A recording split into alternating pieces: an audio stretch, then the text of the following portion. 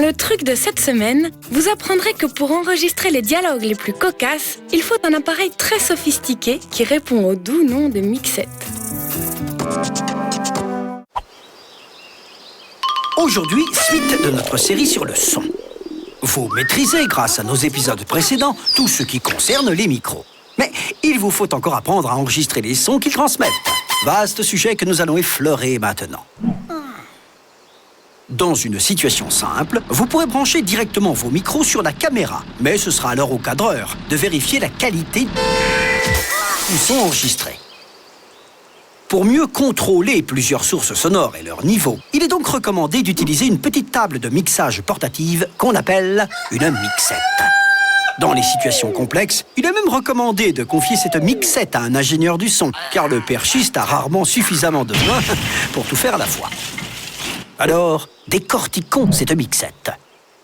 Après avoir connecté vos sources sonores, il vous faudra d'abord indiquer pour chacune d'entre elles si son niveau est faible, comme celui d'un microphone, ou fort, comme celui d'un lecteur audio, ce qu'on appelle niveau ligne ou line en anglais.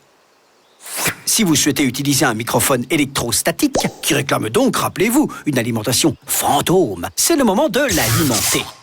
Le commutateur vous permet d'envoyer au microphone un courant électrique dont la tension est paramétrable. Ne vous trompez pas, votre micro pourrait en pâtir.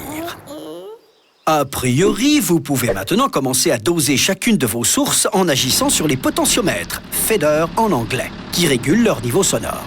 Mais attention, ces potentiomètres sont logarithmiques, c'est-à-dire qu'un mouvement du bouton dans les valeurs basses entraîne une variation de niveau plus grande que le même mouvement dans les valeurs hautes. Donc, pour ne pas mixer trop brutalement, l'usage recommande de travailler à environ 75% de la course maximale du potentiomètre.